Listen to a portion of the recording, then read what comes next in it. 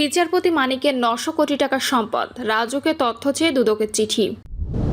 এদিকে বাংলাদেশে হতাহতের সংখ্যা গোপন করা অসম্ভব বলছেন প্রেস সচিব। জানাবো অন্তর্বর্তী সরকারের দুর্বলতা নয়, সদিচ্ছাকে বড় করে দেখা উচিত বলছেন মির্জা ফখরুল। জানাবো ১ বছর যেতে না যেতে পরাজিত শক্তির ষড়যন্ত্রের লক্ষণ দেখা যাচ্ছে বলছেন প্রধান উপদেষ্টা।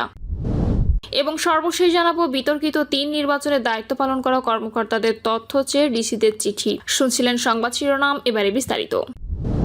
বিচারপতি মানিকের ৯০০ কোটি টাকার সম্পদ, রাজুকে তথ্য চেয়ে দুদকের চিঠি। সাবেক বিচারপতি শামসুদ্দিন চৌধুরী মানিকের ৯০০ কোটি টাকার সম্পদের খোঁজে রাজুকে তথ্য চেয়ে চিঠি দিয়েছেন দুর্নীতি দমন কমিশন। সংস্থাটির উপপরিচালক সিফাত উদ্দিনের নেতৃত্বে গঠিত কমিটি রাজুক বরাবর চিঠি প্রেরণ করে। অভিযোগ রয়েছে, আওয়ামী লীগ সরকারের আমলে প্রভাব খাটিয়ে জাল নথি তৈরি করে ৫ একর জমি পৈতৃক সম্পত্তি হিসেবে দেখান বিচারপতি মানিক। পরে সেখানে নিজস্ব ডেভেলপার দিয়ে ৭টি বহুতল ভবন নির্মাণ করেন, যার মূল্য প্রায় ৯০০ কোটি টাকা। এছাড়া তার বিরুদ্ধে সরকারি বাড়িতে থেকে ভাড়া না দেওয়া এবং অর্থ পাচার করে লন্ডনে বাড়ি কেনারও অভিযোগ রয়েছে। চিঠিতে পূর্বাচল নতুন শহর প্রকল্পে জমি বরাদ্দ সহ যাবতীয় সম্পদের নথি চাওয়া হয়। বাংলাদেশে হতাহতের সংখ্যা গোপন করা অসম্ভব বলছেন প্রেস সচিব। প্রধান উপদেষ্টার প্রেস সচিব শফিকুল আলম জানিয়েছেন, বড় বড় দুর্যোগ নিয়ে রিপোর্ট করা এমন একজন হিসেবে আমি বলে দিতে পারি যে বাংলাদেশে হতাহতের সংখ্যা গোপন করা কার্যত অসম্ভব।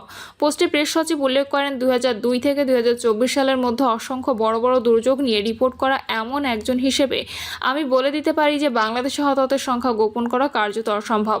প্রাথমিকভাবে পরিবারগুলো তাদের প্রিয়জনের নিখোঁজ হিসেবে রিপোর্ট করে, তবে হাসপাতাল এবং কর্তৃপক্ষের কাছ থেকে তথ্য পাওয়া গেলে তারা সাধারণ তাদের আত্মীয়দের শনাক্ত করতে পারে। এক্ষেত্রে মাইলস্টোন কলেজ প্রতিদিনের উপস্থিতি রেকর্ড ক্রস রেফারেন্সের করে হিসাব বহির্ভূতদের শনাক্ত করতে পারে। পোস্টে তিনি জানান, গতকাল স্কুল পরিদর্শনের সময় স্বচ্ছতা নিশ্চিত করতে দুজন উপদেষ্টা স্কুল ক্যাম্পাসে একটি কন্ট্রোল রুম স্থাপনের নির্দেশ দেন। এই সুবিধাটি আহত এবং মৃতদের সংখ্যা সম্পর্কে নিয়মিত আপডেট সরবরাহ করবে, স্কুলের রেজিস্ট্রারের সঙ্গে পরিসংখ্যান মিলাবে। গুরুত্বপূর্ণ উপদেষ্টারা কন্ট্রোল রুমের কার্যক্রমে বর্তমান শিক্ষার্থী এবং প্রাক্তন শিক্ষার্থীদের অন্তর্ভুক্ত করার সুপারিশ করেছিলেন। আমরা আশা করছি আজ এটি পুরোপুরি কার্যকর হবে। তিনি আরও জানান, স্বাস্থ্য মন্ত্রণালয় বিভিন্ন হাসপাতালে চিকিৎসা গ্রহণকারীদের অবস্থা সম্পর্কে নিয়মিত আপডেট সরবরাহ করছে এবং সেনাবাহিনী এই প্রচেষ্টায় অবদান রাখছে। আমি দ্ব্যর্থহীনভাবে বলতে পারি যে হতাহতের পরিসংখ্যানকে খাটো করে দেখার কোনো কারণ সরকারের নেই।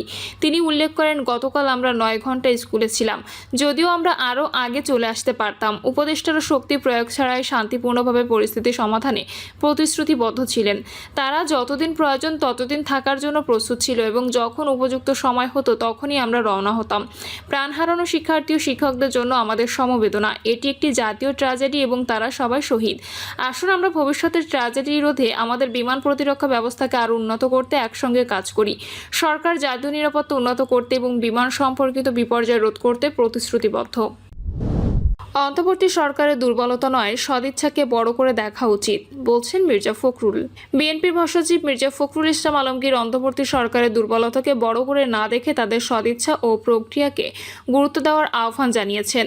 তিনি বলেছেন, এই সরকারের ত্রুটি থাকবে, এটাই স্বাভাবিক, তবে এই দুর্বলতাকে বড় করে না দেখে তাদের সদিচ্ছাকে বড় করে দেখা উচিত। নির্বাচন নিয়ে সরকারের আন্তরিকতার ঘাটতি দেখছি না। তিনি বলেন, রাজনৈতিক দল হিসেবে বিএনপি সর্বদা দ্রুত নির্বাচনের মাধ্যমে একটি স্থায়ী সরকার গঠনের পক্ষে। তার মতে, রাজনৈতিক সরকার না থাকলে দেশের সমস্যা বাড়তে থাকে। উত্তরায় বিমান দুর্ঘটনার পর সরকারের পদক্ষেপ নিয়ে প্রশ্নের জবাবে মির্জা ফখরুল বলেন, কিছু ক্ষেত্রে অভিজ্ঞতার অভাবে ঘাটতি ছিল। তিনি বলেন, এই সরকারের সবচেয়ে বড় সমস্যা হলো তাদের অভিজ্ঞতার অভাব। কিছু মানুষের ইগো কাজ করে। রাজনৈতিক দলগুলো, বিশেষ করে যারা আগের সরকারে ছিল, তাদের অভিজ্ঞতা আছে, তাদের সঙ্গে পরামর্শ করলে ভালো হতো। তবে সরকারের আন্তরিকতা নিয়ে তৈরি বলেন, আমরা কোনো ঘাটতি দেখছি না। রাজনৈতিক দলগুলোর মধ্যে বাকবিতণ্ডা প্রসঙ্গে বিএনপি নেতা বলেন, এগুলো রাজনীতির অংশ। প্রতিপক্ষকে কথার ঘায়েল করার চেষ্টা থাকবেই, এতে চিন্তিত হওয়ার কিছু নেই। রাজনীতি থাকলেই দেশের উন্নতি হয়। গণতন্ত্রের গুরুত্ব তুলে ধরে তিনি বলেন, গণতন্ত্র সবাইকে কথা বলার সুযোগ দিতে হবে, তবেই ভালো সমাধান আসবে। গণতন্ত্রে অনেক ক্ষেত্রে শত ফুল ফুটতে দিতে হবে। গণতন্ত্র মানে সকলকে কথা বলতে দিতে হবে, শুনতে হবে। এটা হলেই শত ফুল ফুটবে, তার মধ্য থেকে ভালো সৌরভ সুবাতাস বয়ে আসবে, যোগ করেন বিএনপি মহাসচিব। এক ব্যক্তির দলীয় প্রধান ও প্রধানমন্ত্রীত্ব একসঙ্গে না রাখার প্রস্তাব সম্পর্কে তিনি বলেন, এটি একটি প্রস্তাব মাত্র, আলোচনা চলছে, সব দলের মতামত নেওয়া হচ্ছে, আলোচনার মাধ্যমে চূড়ান্ত সিদ্ধান্ত হবে। এক বছর যেতে না যেতেই পরাজিত শক্তির ষড়যন্ত্রের লক্ষণ দেখা যাচ্ছে, বলছেন প্রধান উপদেষ্টা ডক্টর মোহাম্মদ ইউনূস বলেছেন, এক বছর যেতে না যেতেই পরাজিত শক্তির নানা ষড়যন্ত্রের লক্ষণ দেখা যাচ্ছে। রাষ্ট্রীয় অতিথি ভবন যমুনায় অনুষ্ঠিত এ বৈঠকে 13টি রাজনৈতিক দল ও জোটের নেতারা অংশ নেন। বৈঠকে প্রধান উপদেষ্টা বলেন, জুলাই অভ্যুত্থানের এক বছরে আমাদের আয়োজন ছিল সব রাজনৈতিক দলকে একসঙ্গে নিয়ে অতীতকে স্মরণ করা। সেজন্য কর্মসূচি গ্রহণ করেছিলাম। এতে করে ফ্যাসিবাদের বিরুদ্ধে নিজেদের মধ্যে ঐক্যটা দৃশ্যমান হতো। কিন্তু এক বছর যেতে না যেতেই পরাজিত শক্তি নানা ষড়যন্ত্রের লক্ষণ দেখা যাচ্ছে। মতপার্থক্য, প্রতিদ্বন্দ্বিতা থাকলেও ফ্যাসিবাদের বিরুদ্ধে রাজনৈতিক দলগুলোর ঐক্যকে আরও দৃশ্যমান করা দরকার। তা না হলে তারা এটাকে সুযোগ মনে করছে, বলেন তিনি। আজকের বৈঠকে ফ্যাসিবাদের বিরুদ্ধে রাজনৈতিক ও গণঐক্য অটুট রাখার বিষয়ে অংশগ্রহণকারী সব দল সমর্থন জানান। তারা আইন শৃঙ্খলা নিয়ন্ত্রণে প্রধান উপদেষ্টাকে আরও কঠোর হওয়ার আহ্বান জানান।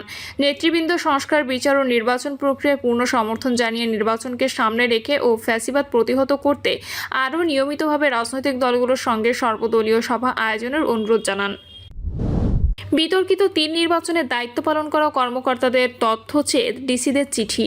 আওয়ামী লীগ সরকারের অধীনে হওয়া বিতর্কিত 3 জাতীয় সংসদ নির্বাচনের দায়িত্বে থাকা কর্মকর্তাদের তথ্য চেয়ে বিভাগীয় কমিশনার ও জেলা প্রশাসকদের চিঠি দিয়েছে নির্বাচন কমিশন।